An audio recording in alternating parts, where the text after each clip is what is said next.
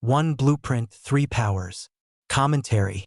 On May 1, 2026, in Chicago, Americans marched through the streets carrying portraits of Karl Marx, Friedrich Engels, Vladimir Lenin, Joseph Stalin, and Mao Zedong.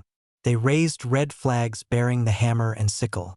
They distributed copies of the Communist Manifesto to children. American Communist Party members carried signs declaring, "The future belongs to the working class," and openly called for revolution. They called it a protest for workers' rights.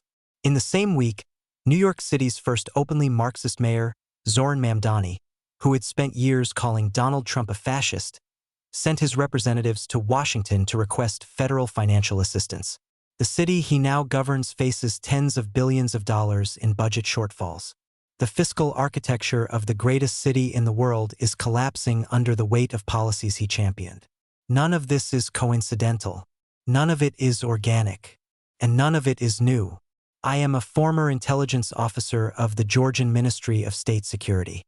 In 1996, I reviewed surviving KGB operational archives in Tbilisi, documents that Russian operatives had attempted to destroy before Georgian security forces could secure them.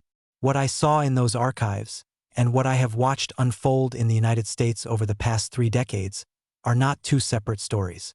They are one story told in 2 languages. 1.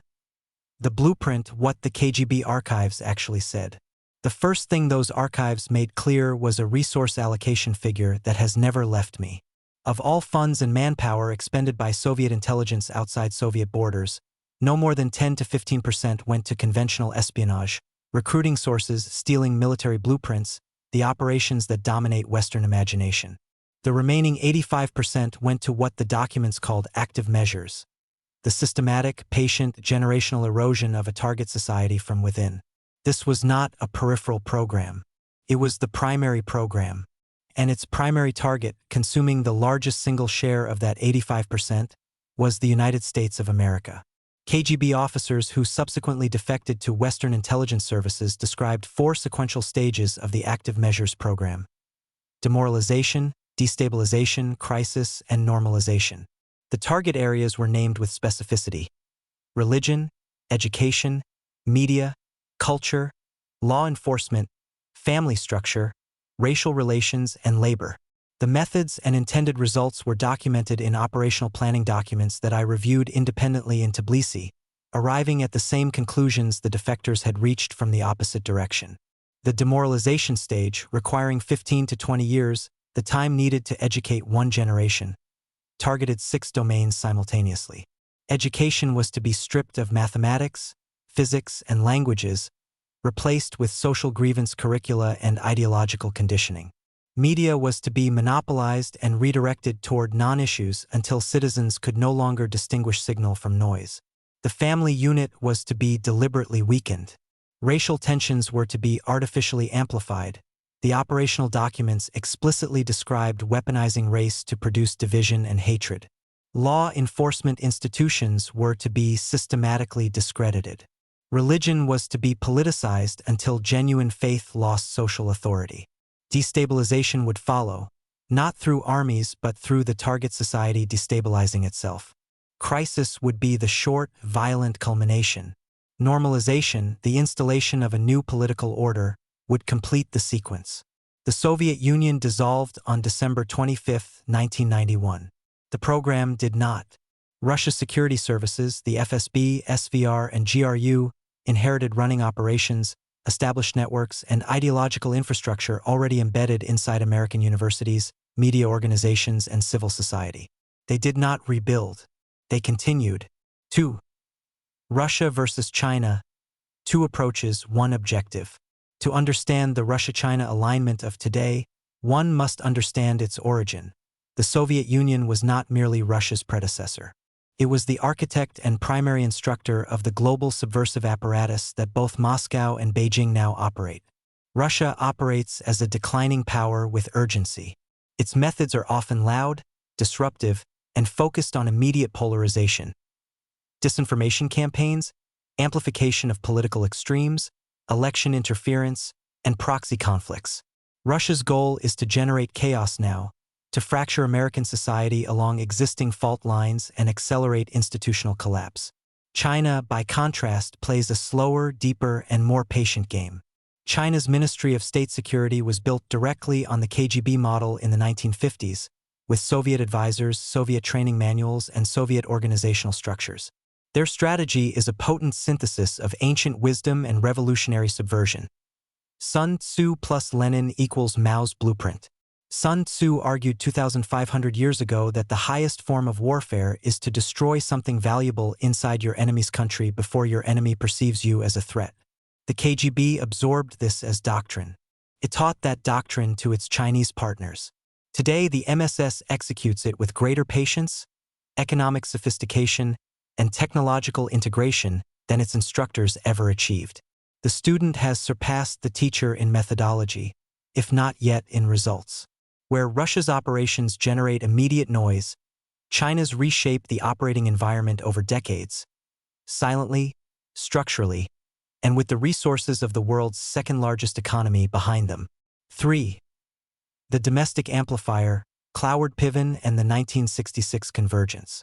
In the spring of 1966, precisely the period when Soviet active measures departments were, by their own operational timelines, systematically cultivating Western academic institutions, two Columbia University professors published an essay that would become one of the most consequential documents in American political history.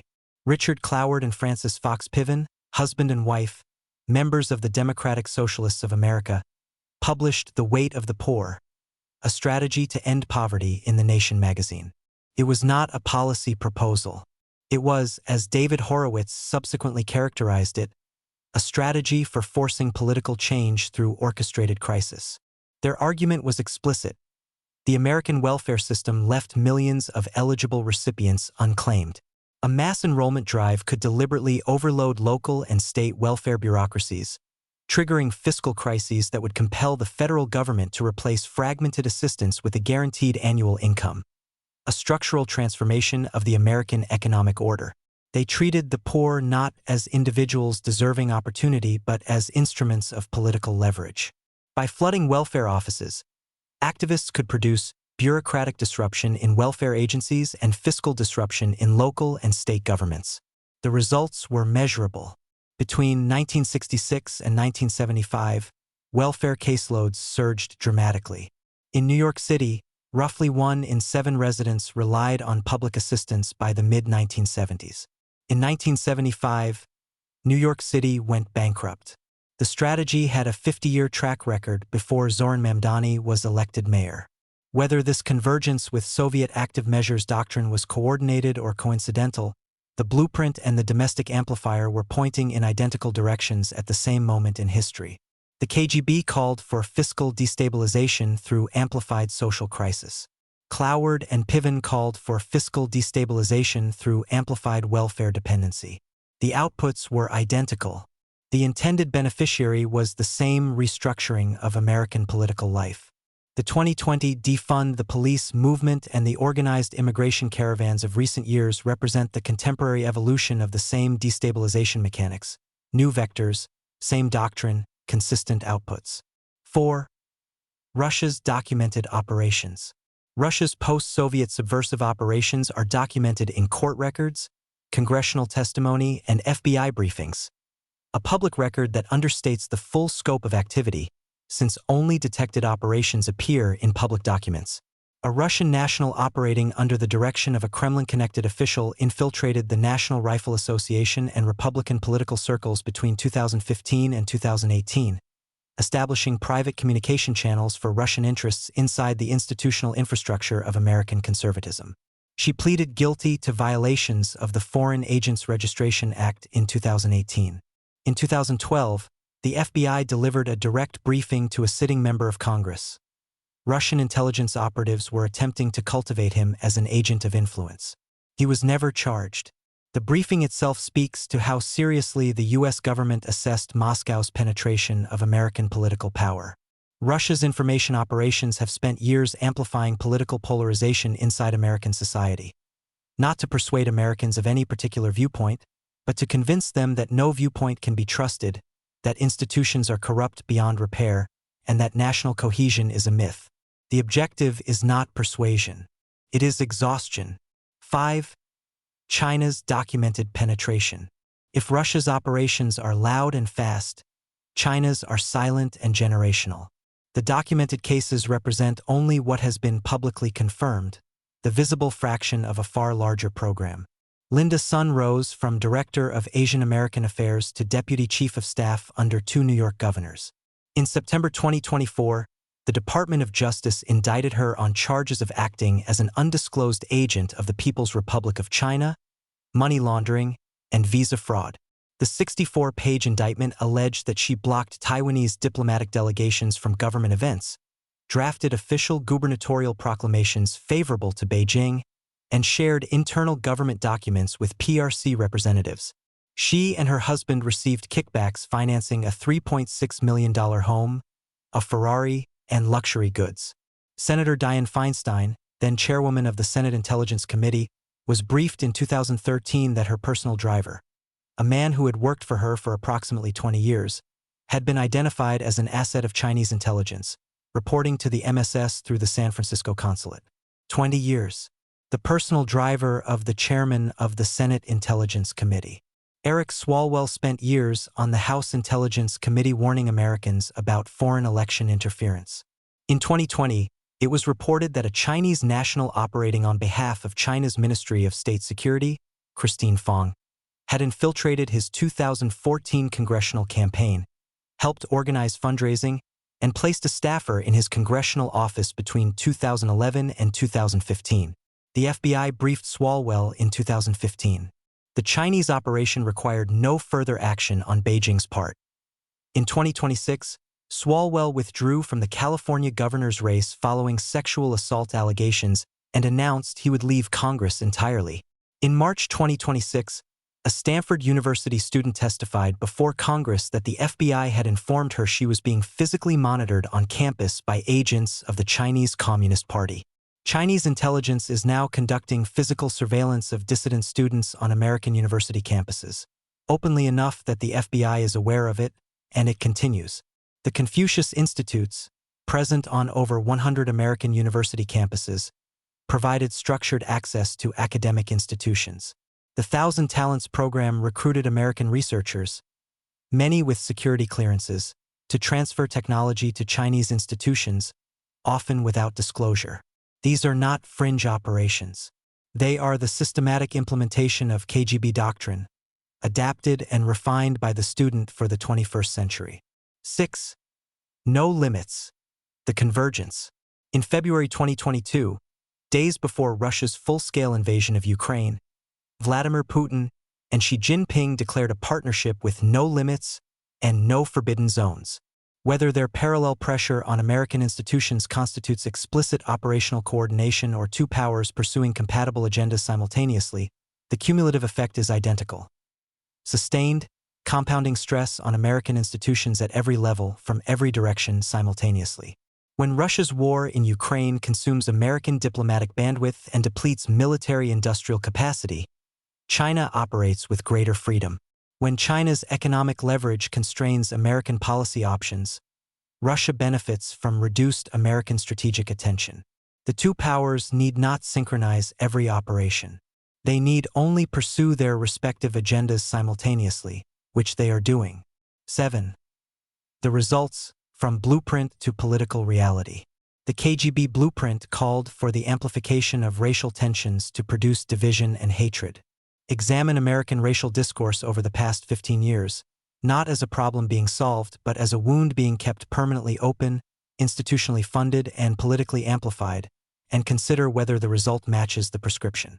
The blueprint called for the discrediting of law enforcement and security institutions.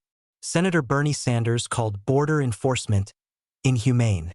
Representative Alexandria Ocasio-Cortez called for the abolition of ICE. The Biden administration oversaw the entry of over 8 million unvetted migrants across the southern border between 2021 and 2024, a population movement that Cloward Piven mechanics anticipated as a fiscal and institutional destabilization vector. President Obama's administration expanded welfare dependency to record levels. The blueprint anticipated these results. The policy platforms of Sanders, Ocasio-Cortez, and Mamdani, democratic socialism, Medicare for all, open borders, defunding of law enforcement, are not evaluated here as evidence of foreign agency. They are presented as a measurement of how completely the demoralization stage has succeeded in producing a political class whose instincts align, with remarkable precision, with the intended outputs of a program documented in Moscow decades before most of them were born. And then there is New York City 2026. Zoran Mamdani, the first openly Marxist mayor of the city that Cloward and Piven targeted 50 years ago, governs a municipality facing tens of billions in budget shortfalls. He has turned to Donald Trump, whom he called a fascist, for federal financial rescue. The city went bankrupt in 1975 under the Cloward-Piven strategy. Under its first Marxist mayor, it is approaching fiscal crisis again. The strategy has a consistent track record. 8. The witness who left. Sergey Brin, co-founder of Google, was born in Moscow and raised in Leningrad. His family fled the Soviet Union specifically to escape socialism, its surveillance, its suppression of individual initiative, its subordination of the person to the state. They came to the United States because it represented the opposite of what they had left. In recent years, Brin publicly criticized California Governor Gavin Newsom's economic policies, relocated to Nevada, moved significant business operations out of California, and formally registered as a Republican, departing the Democratic Party whose direction he found incompatible with the values that brought his family to America. His concern was direct. The system his family came to escape was becoming visible again in the country they had come to. This is not the assessment of an intelligence analyst. It is the assessment of a man who knows what socialism looks like from the inside, who watched its mechanisms operate on his family, and who recognizes its patterns when he sees them developing in a new context. The co-founder of Google, born in the Soviet Union, formally leaving the party that campaigns on democratic socialism, because he knows from primary experience what those words mean in practice. 9. What the evidence requires. The marchers in Chicago carrying portraits of Stalin and Mao are not foreign agents. They are not receiving operational direction from Moscow or Beijing. Most are sincere Americans acting on beliefs they hold genuinely, beliefs formed through educational institutions, media environments, and political frameworks shaped, over decades, by the active measures program documented in the archives I reviewed in Tbilisi. This is the entire point of the methodology. The most effective subversion operation is one whose targets never know they are targets. When KGB defectors described the completion of the demoralization stage, they were explicit. Once the process is finished, those who have been demoralized cannot be reached by evidence. Their epistemological framework, the mechanism by which they process reality, has been altered. The infection has become part of the host. Neither Russia nor China is omnipotent. Russia is a declining petrostate whose military failures in Ukraine have exposed serious structural weaknesses. China faces significant economic headwinds and a severe demographic crisis. Neither is invincible, but the pattern of aligned pressure on American institutions, documented in KGB archives, in courtrooms, in congressional hearings, in the fiscal collapse of American cities, and in the streets of Chicago on May Day 2026, is real, sophisticated, and ongoing. It does not require the marchers to know who wrote the blueprint. It only requires the blueprint to keep working. In 1966, Cloward and Piven published their strategy in plain English in a national magazine. In the 1990s, KGB defectors delivered detailed debriefs to Western intelligence services describing the active measures program and its intended results. In 1996, I found the operational documents in a partially burned archive in Tbilisi that confirmed what the defectors had said. The evidence has not been hidden. It has been available in public for decades. The decisive question for the United States is no longer whether the blueprint exists. It is whether America will recognize what it has produced and demonstrate the strategic clarity, institutional resilience, and national unity required to secure its future before the final stages complete themselves. From Real Clear Wire.